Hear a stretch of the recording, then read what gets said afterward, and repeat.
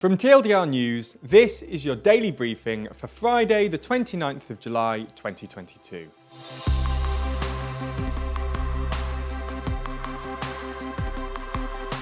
Good afternoon. Today we'll be discussing some of the biggest stories, including Argentina's new Super Ministry and comments made by Samuel Alito. We'll also be answering today's big question: have recent extreme weather events been caused by climate change? As well as discussing the upcoming changes to the daily briefing. But first, the UK's gender equality statement.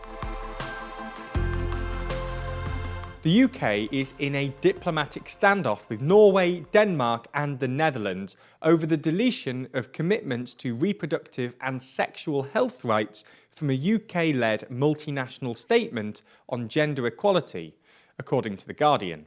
The original statement, which came out of a UK-hosted conference, included condemnation of laws that restrict women's and girls' sexual and reproductive health, rights and bodily autonomy. 22 countries had signed this original statement, but the second version removed these commitments to sexual and reproductive health and bodily autonomy and has only been signed by 8 countries. Malta, where abortion is illegal, has signed the edited statement, having not signed the original.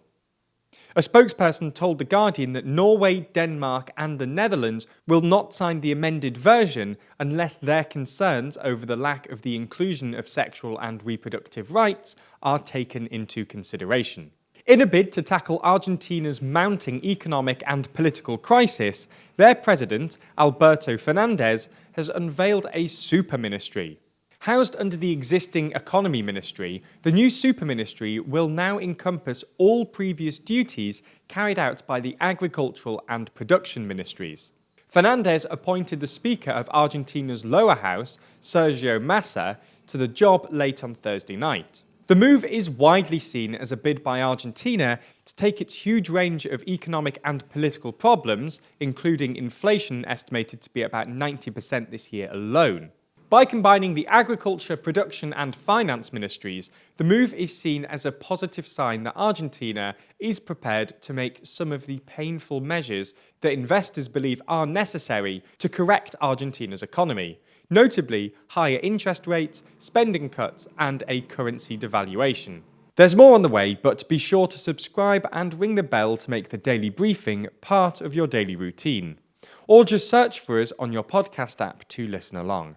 Moving to Germany, where with gas tensions rising across the country and the European continent, the country has moved to activate its power saving mode. Okay, not really, rather 2 cities, Berlin and Hanover, have announced major measures to reduce gas demand in the run-up and during the winter months.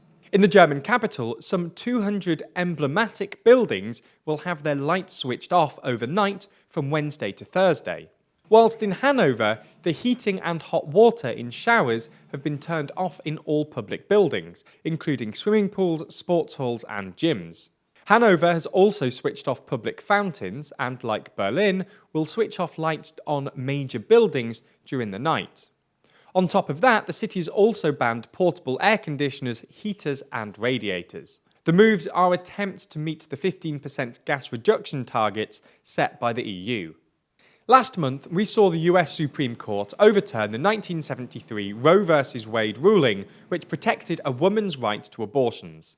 In essence, former President Donald Trump was able to appoint 3 new Supreme Court justices during his time in office: Neil Gorsuch, Brett Kavanaugh and Amy Coney Barrett. This led to the court leaning right and able to amend previous rulings. Today, one of the justices on the court who agreed to make the change, Samuel Alito, made a speech in which he lambasted foreign leaders for criticising the court's decision. One person he took particular aim at was Boris Johnson, who he incorrectly referred to as a former Prime Minister. He is in fact still Prime Minister until September. He said that Johnson had paid the price for commenting on American law, referring to the fact that he was ousted by his own party. Obviously, there were many reasons why Boris Johnson was ousted, but his views on abortion was just not one of them. Frankly, all parties in the UK agree that a woman's right to an abortion is, well, fair. Could Shakira go to jail? A prosecutor in Spain has called for an 8-year prison sentence for singer Shakira over a €14.5 million tax fraud case, according to Spanish newspaper El País. Earlier this week, the Colombian pop superstar rejected a settlement offer from prosecutors and has instead opted to go to trial. She's accused of failing to pay almost €15 million in tax between 2012 and 2014. The case comes down to where she lived during this period. Shakira says she did not live in Spain between 2012 and 2014 and moved to Barcelona in 2015 to live with her then partner, footballer Gerard Piqué. Spanish prosecutors allege that even though her official residence was in the Bahamas, she lived mostly in Spain. That's all we have time for on YouTube today, but if you want more, including our discussion of extreme weather events and the changes to the Daily Briefing, then watch the extended edition of the Daily Briefing over on Nebula. Nebula subscribers not only get everything you've already watched ad-free, but also an extended edition of the show every single day, available to watch on Nebula or stream on your podcast app of choice.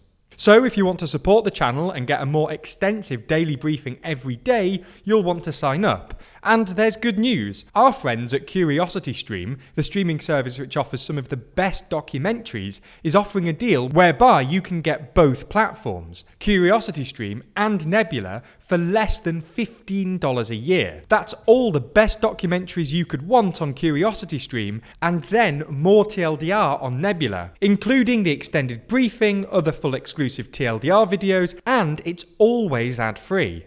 Click the link below to get both services for less than $15 a year and support the channel.